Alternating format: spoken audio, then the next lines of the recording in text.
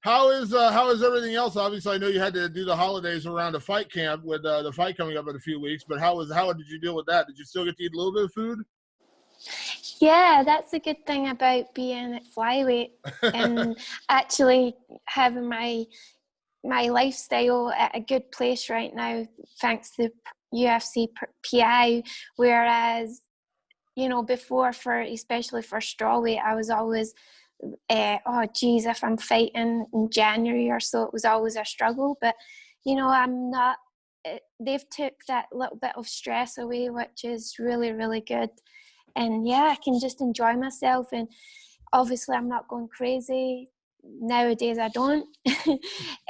But yeah, it's nice to just have that little bit of, I can relax a little bit and not have to go out and run and count calories kind of thing. Yeah, I know from knowing you all the way back from The Ultimate Fighter that the cut to 115 was never enjoyable. Nope. Yeah, I get nightmares still from that. So, Jojo, before we get to the fight coming, obviously, with Jessica, let me backtrack because I didn't get a chance to talk to you after your last fight. I know it didn't go your way. That's the sport. Things go that way. But obviously, coming into that fight, a lot of people said, and I think I talked to you on the media day, and I said, a lot of people say, why would you take the risk? Why would you risk that? And obviously, that's just part of the sport.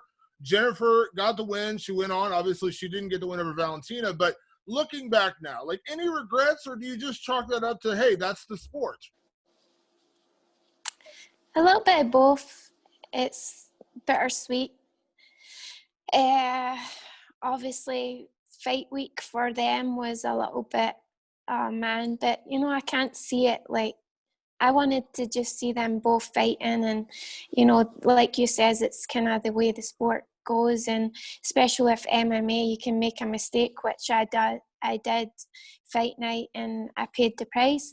But yeah, I just see it wasn't meant to be, and for me, me and my team made that choice to, now let's take this fight. It was short notice, and yeah, in this sport you have to take risks, and sometimes it doesn't go the way you want it.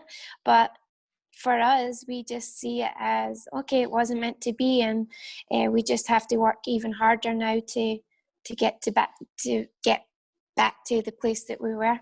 Yeah. Isn't there something to be said for nothing is guaranteed? I mean, after you had the fight with Valentina and she ended up having surgery and the fight was delayed quite a bit of time. I mean, obviously, again, she ended up returning, but there's no guarantee. We've seen a million times where, people are supposed to get a title shot, champion gets injured, something happens, something weird happens, and then, you don't get it. So, I mean, in that kind of part, when you have an opportunity, you got to kind of jump on it sometimes. Yeah, and also with the way the world was this year, with the pandemic, I was like, okay, there was a lot of stress and pressure on me, like, oh, I'm fighting the best girl in my division, but yet I'm training at my house. This doesn't feel right. And then the other aspects of, oh, okay, when is it happening? It's happening, but it's not, we don't have a date kind of thing. So yeah, there's lots of different things that happen that you're like, oh, this is kind of strange. But I also had it in the back of my mind where I need to get out there and fight. I hate not being active, and also I don't like not getting paid. So it's like, okay, you're kind of rolling the dice here. So, but I'm grateful that the UFC was putting on fights, and especially at this time of the year with the pandemic going on, I had that opportunity, and even though I didn't win, it was still okay. Yeah. Now, afterwards, I had spoke to your manager because I know there was a bit of a scary incident backstage where you actually fainted and you went to the hospital. And I heard afterwards you were okay. But obviously you're healthy now. You're fighting. But did they figure like what happened back then? Because I kind of felt bad I didn't follow up on that because I heard it happen. I was kind of worried. But then your manager said you were okay. But again, it's a kind of a scary situation, right? Yeah, that day of the fight, I didn't feel good, and I probably didn't eat or drink enough, and then just the pain from the injury, and then also I got COVID that week, so I don't know if it was symptoms from that were kind of in the background, so we're not sure, but yeah, that was a scary moment, and yeah, it was tough. Yeah. You said you actually contracted COVID. You had COVID? Yeah, I got it that Wednesday, just that a couple of days after or it was like a few days after the fight. Oh, wow. Wow. Now, did you deal with any, I've talked to a variety of fighters that just, Gilbert Burns had just put a story up on him this week where he said, he was pretty much down for a month, after he got it, and he's like, he actually said it's a blessing I didn't fight with it because I didn't realize how much it would affect me. Other people haven't dealt with it. How badly did it hit you? It definitely wasn't like I still got on with my day. It just kind of zonked me, like took all my energy, and but just for a couple of days, and then it was okay. I didn't lose my taste or smell or anything like that. I know John he doesn't have his taste and smell back yet, so that's kind of strange. But yeah, I didn't get anything like that. I just was kind of not feel myself for a week. Yeah. So coming out of that, though, obviously you're training for a fight now. You're okay, but everything was okay. It wasn't any kind of like serious issue or anything. No. Okay, that's good. I'm good. That's good. And I know John was backstage to catch you. So hey, you got to put the fiance to work, right? Yeah, he also had a heart. He was like, I feel sorry now. We laugh about it now, but yeah, he was definitely panicking. So, wasn't a good night for him. Yeah, well, I'm glad you're okay. Obviously, you're okay now. You're training for a fight, but again, when you hear that after a fight, you immediately, oh man, like it's scary. So, I'm glad you're okay. Glad everything worked out. Thank you. So now coming out of that, again, you're a fighter. You're going to fight who they put in front of you. But when I heard the announcement of this particular matchup, going back to June, you and Jessica had kind of shared some words over Twitter. And obviously in terms of rankings, am I wrong in thinking this kind of gets you right back to where you want to be? I'm not saying you're going to get a title shot off one win, but do you feel like, getting Jessica a little bit of rivalry there and knowing where you're each at in the division, this is kind of the perfect fight, right? Yeah, especially the division, right? I do hope Valentina goes and fights Jessica and Red. I think that would be a perfect fight. But yeah, the division right now is still kind of up in the air. So that was another reason why we did take Jennifer Maia's fight, because at the end of the day, I wanted a payday, and I knew at the time I wasn't thinking that I was going to lose, but taking the risk was that if we did lose, but at the end of the day, we were still going to be in a good place to get back in there, 1 or 2 fights more, and good performances, and you could be back in there. So yeah, I think, yeah, I'm happy that can happen. I don't go all the way back down the rankings, and I'm still kind of up there in the top 10. Yeah. So let me backtrack to June. You and Jessica shared a few words on Twitter with the whole weight cutting incident, and I know things kind of got a little chippy there. And I'm not saying you guys were best friends before. I didn't think you guys were best friends before, but kind of give me your thoughts on that. And when you got the call to get this fight, were you kind of like, yeah, again, were you excited for this particular one just because, again, I know things got a little heated there.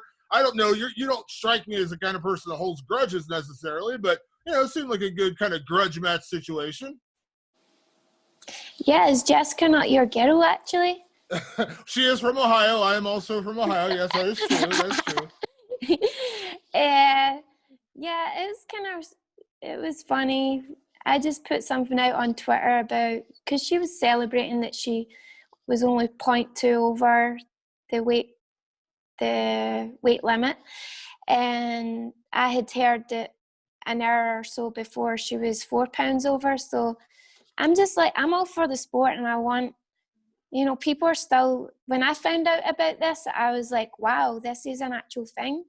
And I just want to put it out there so that I hate people cheating and even trying to cheat. So I don't think it's fair.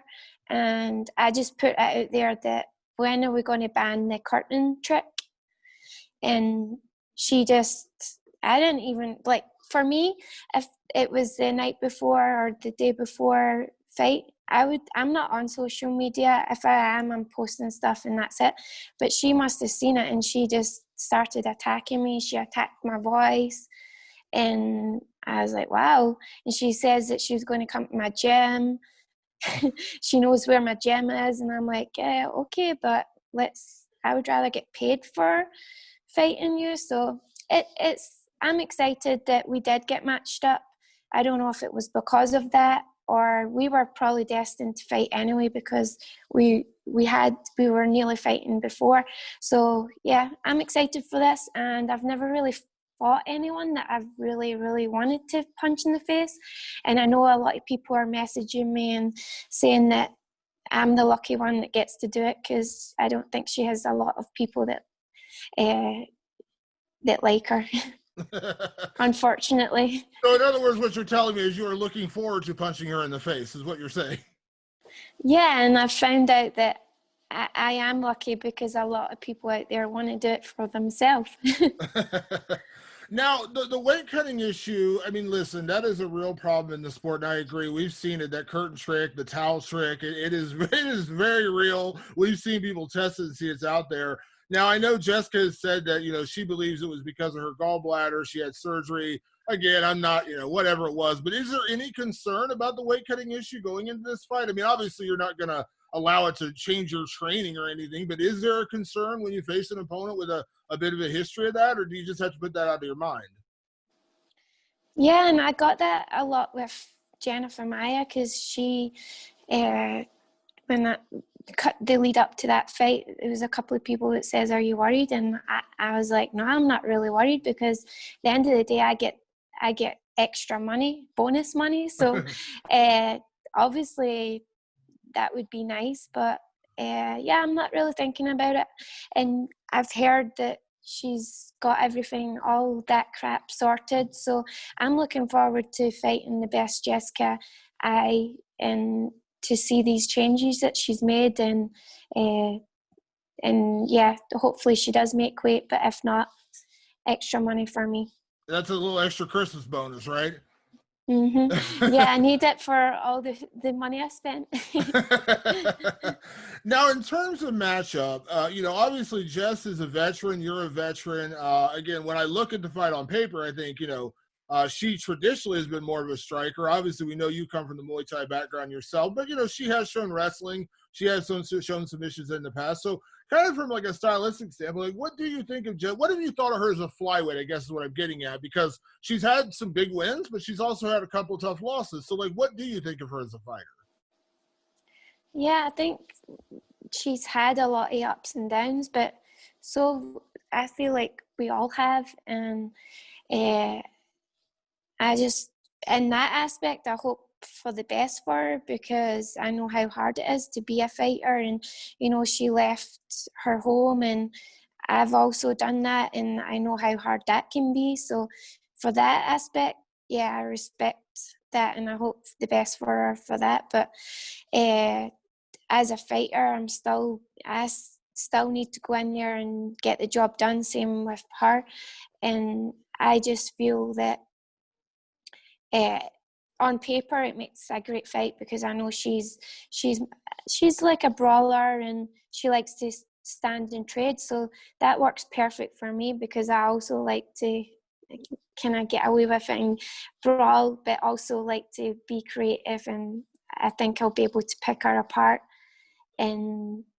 But for me, like, she'll be looking at my last fight and be like, "Oh yeah, for sure I'm going to try and take her down." So I think it's going to make a good fight, because I'll be doing my best to not make that happen and keep it standing. Yeah. Well, you say brawler, and I understand that tendency, but I would call you more of a technical brawler, if anything, because you do, I mean, you get creative in there. Obviously, you do throw elbows, you throw knees, you do things a little bit differently. I don't really see you getting into like these kind of crazy wild brawls. And do you feel like that actually does play to your advantage? Because if she does try to engage in that kind of fight with you, you do have that kind of creativity to kind of turn it on its head. We've seen that before, where people get wild and then boom, they get caught with a spinning back elbow, or boom, they get hit with a knee, because they're just kind of like wildly throwing punches. Yeah. Yeah, I've definitely got more in the tool box for that. You know, I'm more creative. I just meant brawler as in sometimes I get in there and I take some punches to the face and it's like my nose starts bleeding and that kind of thing. But that makes me go even harder and it doesn't make me give up or anything. I'm just like, I love this. Like, you know, like for a while there, I was like, my nose always bleeds, and for a while there I would be putting it on my cheeks and just loving it. But then someone said, you know, that looks bad on the judges, and I'm like, oh yeah, that does. So I've stopped doing that. But I just, when I'm in there, I'm just feel like, you know, I can take a punch. Sometimes I take a punch to wake up and I'm like, oh yeah, we're fighting here, so let's go. So that's what I kind of meant. But yeah, I'm definitely more creative and I have more tools in the box for if it does stay standing. I'm not giving you a suggestion, but it's like the old school BJ Penn. Remember when he used to lick the blood off his gloves? Like that's like, you know, like that's when you know you're in a fight. Like I get it, I understand it, right? Uh, Yeah, so with that being said, JoJo, and again, I know I'm not putting words in your mouth, but considering where you guys are in the rankings, I mean, do you feel like a win over Jess, again, kind of puts you right back to where you want to be? And I'm not saying, again, you mentioned probably going to see Jessica Andrade get the title shot. I think everyone would think that's a tremendous fight with Valentina. I know Lauren Murphy is out there as well. You know, kind of feel bad somebody maybe else the number one contender, but, you know, she may end up waiting. But do you feel like this win does put you kind of right back there, whether you get a Lauren Murphy, maybe that is the next fight, or, you know, something like that? Like, do you kind of feel like a win here does put you right back to where you want to be? Yeah, and for me, it's just a win. I can, you know, I'm going to be straight back in there, whether it's with Valentina or whenever that happens. I don't have to be worrying about that. With a win, I can say to the UFC, no, I want to get another fight in. And for me, that's what I want. I want to stay active. I'm coming towards the end of my career, and from throughout my whole career, I've said that I just want to fight. And for me, a win would get me another fight, and that's all I want. I want to stay active. You know, every couple of months, it's great because you don't lose your confidence. You don't have all these pressures that come with not fighting. So I just think keeping the momentum going is what I'm looking forward to after a win. Yeah. Now I want to make sure and you know, say what you said there. You say you're coming towards the end of your career. You're not retiring or anything, but when you say No. that, like, do you see a finish line in mind? Like, do you start seeing like that goal line in mind and towards where you want to be? I'm not saying it's going to be 2 more fights or 3 more fights, but you say towards the end of your career. What does that mean? Well, it's hard because right now I feel like I'm in my prime. You know, my lifestyle is so good. I'm so happy. Like everything is, I feel strong and I feel like everything's in place now. I wish I had all this crap together when I started, but you know, if I can find ways of not to do it, I definitely did looking back. But now I do feel like I'm in my prime, and I just mean that as in coming to the end is I want to start a family. But yeah, nothing anytime soon. I at least have another year or two fighting, so I think I can get another 10 fights in there. Yeah. And I know Hopefully.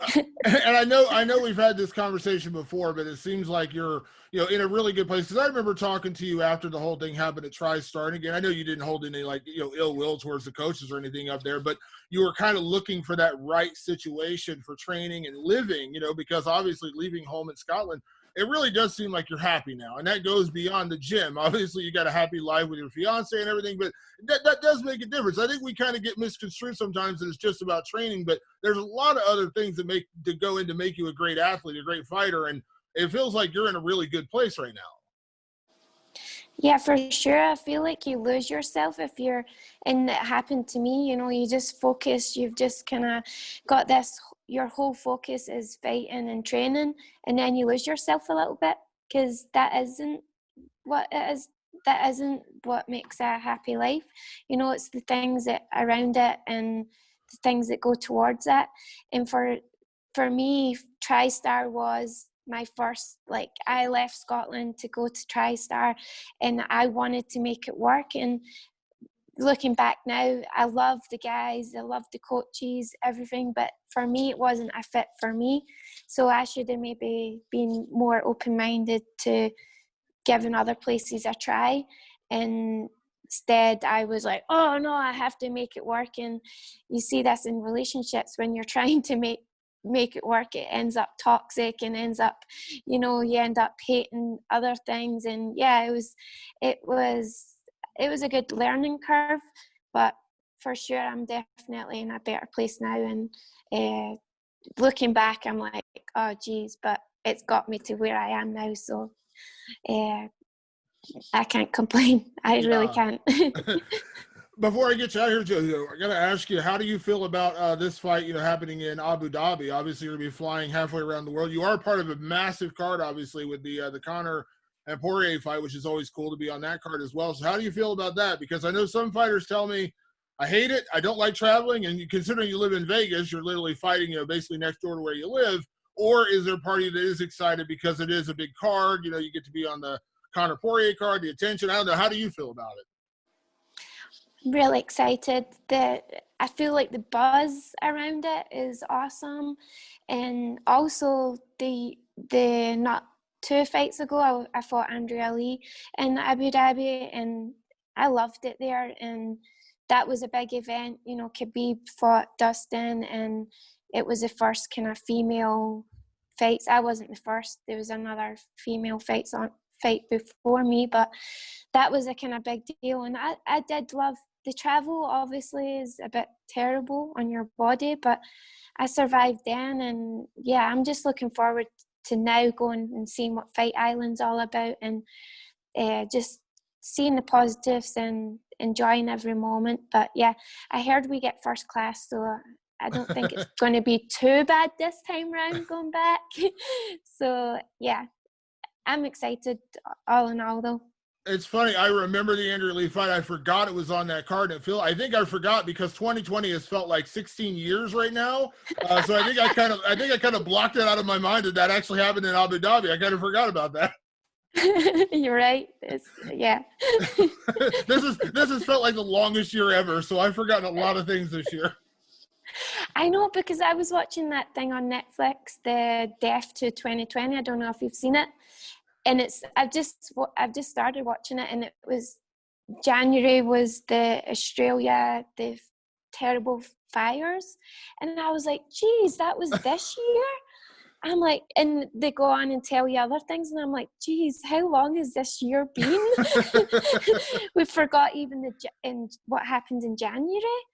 Yeah, I can't remember who it was. I had a conversation with a fighter, and I was talking to them like I felt like they had been out for like a year and a half, and I realized they had fought in February, but it seemed like so long ago that I was like, oh yeah, that actually was only like 9 months ago, but it feels like a long time ago.